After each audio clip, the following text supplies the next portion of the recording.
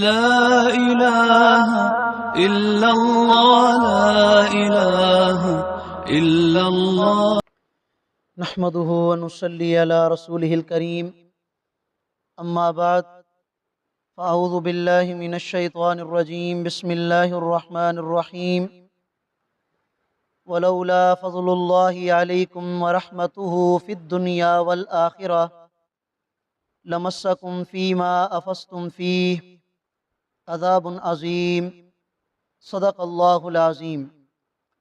سورۃ النور کی آیت نمبر 14 آپ حضرات کے سامنے تلاوت کی ہے۔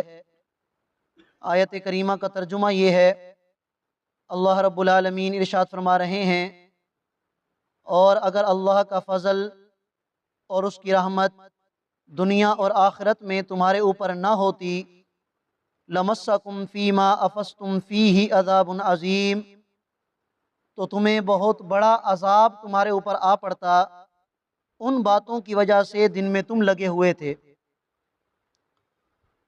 آیات براءت عائشہ صدیقہ رضی اللہ تعالی عنہ ان کی تشریح چل رہی تھی۔ ان 10 آیات کریمہ میں سے 3 آیات کریمہ کی تشریح آپ حضرات کے سامنے مختصراً کل کے درس میں عرض کر دی تھی۔ آج چوتھی آیت کریمہ تلاوت کی ہے، جس میں اللہ رب العالمین ارشاد فرما رہے ہیں کہ اگر اللہ کا کرم، اللہ کا فضل تمہارے اوپر دنیا آخرت میں نہ ہوتا تو جن باتوں میں تم لگے ہوئے تھے ان باتوں کی وجہ سے تمہارے اوپر بہت بڑا عذاب آ جاتا۔ یعنی حضرت عائشہ صدیقہ رضی اللہ تعالیٰ عنہ پر بہتان باندھنا یہ کوئی عام بات نہیں تھی، یہ بہت بڑا گناہ اور اللہ تعالیٰ کے ہاں یہ بڑا سنگین جرم تھا۔ اللہ کا فضل نہ ہوتا تو بہت بڑا تمہارے اوپر عذاب آ جاتا۔ یہ تو اللہ کا فضل ہے کہ اس نے تمہارے اوپر کرم کیا اور تمہارے اوپر حد جاری کی گئی، اور پھر تم نے توبہ کی اور اللہ نے تمہاری توبہ کو قبول فرما لیا۔ فرمایا اِسْتَلَقَّوْنَهُ بِأَلْسِنَتِكُمْ، یہ اس وقت کہ جب تم اپنی زبانوں سے ایک دوسرے کی طرف باتیں منتقل کر رہے تھے، وَتَقُولُونَ بِأَفْوَاهِكُمْ، اور تم اپنے منہ سے وہ باتیں کر رہے تھے، مَا لَيْسَ لَكُمْ بِهِ عِلْم، جس کا تمہیں صحیح معنی میں علم نہیں تھا، وَتَحْسَبُونَهُ هَيِّنًا، اور تم اس بات کو بڑا ہلکا سمجھ رہے تھے، وَهُوَ عِندَ اللَّهِ عَظِيمٌ، حالانکہ یہ بات اللہ کے ہاں بہت سنگین تھی۔ یعنی جو اہل ایمان اس بہتان میں شریک نہ ہوئے، لیکن چونکہ بہتان کا چرچا ہو چکا تھا تو مسلمان ایک دوسرے سے کہتے کہ یار تم نے وہ بات سنی ہے عائشہ صدیقہ رضی اللہ تعالیٰ عنہ کے بارے میں، یار مجھے تو نہیں لگتا کہ انہوں نے اس طرح کیا ہوگا۔ تو یہ جو تم ایک دوسرے کی طرف باتیں منتقل کر رہے تھے اور اس کو تم بڑا ہلکا سمجھ رہے تھے، اللہ تعالیٰ کے ہاں یہ بڑی سنگین بات ہے۔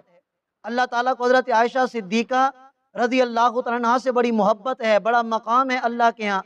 جس بات کو تم ہلکا سمجھ رہے تھے یہ بات ہلکی نہیں تھی۔ فرمایا وَلَوْلَا اِذْ سَمِعْتُمُوهُ، ایسا کیوں نہ ہوا کہ جب تم نے یہ بہتان سنا، تم فوراً کہتے مَا يَكُونُ لَنَا أَن نَتَكَلَّمَ بِهَذَا، ہمیں یہ حق نہیں پہنچتا کہ ہم اس بہتان کے بارے میں کوئی بات کریں۔ سبحانک، اے ہمارے پروردگار آپ پاک ہیں، ھذا بہتان عظیم، اور یہ تو بہت بڑا بہتان ہے۔ یعنی ایک مسلمان کا کام یہ تھا، ایمان کا تقاضا یہ تھا کہ جب اس تک حضرت عائشہ صدیقہ رضی اللہ عنہ کے بارے میں یہ بات پہنچی تو فوراً اپنی زبان سے یہ بات کہتا کہ ایسا ہو ہی نہیں سکتا کہ جو عورت میرے نبی کے گھر میں ہو، میرے نبی کی بیوی ہو، اور ہو بھی اللہ کا انتخاب، وہ کبھی بھی غلط نہیں ہو سکتی۔ فوراً تمہاری زبان سے یہ نکلنا چاہیے تھا ھذا بہتان عظیم، کہ یہ ہماری ماں پر اور یہ ہماری نبی کی بیوی پر بہت بڑا بہتان باندھا گیا ہے۔ یعظکم اللہ، اب اللہ تمہیں نصیحت فرماتے ہیں ان تعودوا لمثلہ ابدا، کہ اب کے بعد ایسا عمل نہیں کرنا، ان کنتم مؤمنین، اگر تم واقعی ایمان والے ہو۔ وَيُبَيِّنُ اللَّهُ لَكُمُ الْآيَاتِ، اور اللہ تعالیٰ تمہارے سامنے آیات کھول کھول کر بیان فرماتے ہیں۔ وَاللَّهُ عَلِيمٌ حَكِيمٌ، اور اللہ تعالیٰ علم رکھنے والے، حکمت والے ہیں۔ ان الذین یحبون، بے شک وہ لوگ کہ جو اس بات کو پسند کرتے ہیں، ان تشیع الفاحشۃ فی الذین آمنوا، کہ مسلمانوں کے اندر بے حیائی پھیل جائے، لہم عذاب علیم، ان کے لیے دردناک عذاب ہے دنیا آخرت میں۔ واللہ یعلم، اللہ اس بات کو جانتے ہیں اور تم نہیں جانتے۔ ان کا مقصد تو یہی تھا کہ جب اس طرح کی بہتان تراشی عام ہوگی اور نبی علیہ الصلوۃ والسلام کے گھر پر جب ڈاکہ ڈلے گا تو پھر باقی مسلمانوں کے گھر کیسے محفوظ رہیں گے؟ تو فرمایا کہ جو لوگ اہل ایمان کے اندر فحاشی کو عام کرنا چاہتے ہیں، دنیا آخرت میں ان کے لیے دردناک عذاب ہے۔ وَلَوْلَا فَضْلُ اللَّهِ عَلَيْكُمْ وَرَحْمَتُهُ، اور اگر اللہ کا فضل اور اس کی رحمت تمہارے اوپر نہ آتی اور یہ بات نہ ہوتی کہ اللہ تعالیٰ وَأَنَّ اللَّهَ رؤوف الرحیم، کہ اللہ تعالیٰ بڑے شفیق اور مہربان ہیں، تو پتہ نہیں اس بہتان تراشی کی وجہ سے اللہ تعالیٰ تمہارے اوپر کتنا بڑا عذاب نازل کر۔ آپ ان آیات کریمہ سے اندازہ لگا سکتے ہیں کہ یہ 10 آیت کریمہ اللہ تعالیٰ نے حضرت عائشہ صدیقہ رضی اللہ عنہا کی محبت میں نازل فرمائی۔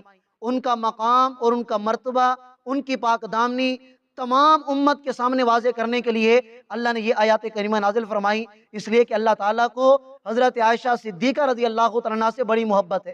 اور محبت کیوں نہ ہو؟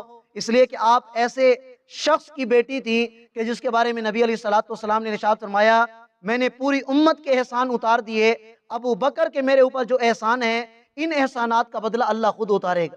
اور پھر محبت کیوں نہ ہوتی کہ حضرت عائشہ صدیقہ رضی اللہ عنہا اللہ کے محبوب نبی کریم صلی اللہ علیہ وسلم کی زوجہ مطہرہ تھیں، بیوی تھیں، اللہ کو ان کے ساتھ محبت کیسے نہ ہوتی؟ آج بھی دنیا کے اندر ایک طبقہ ایسا ہے کہ جو حضرت عائشہ صدیقہ رضی اللہ عنہا پر زبان درازی کرتا ہے، آپ کی شان میں گستاخی کرتا ہے۔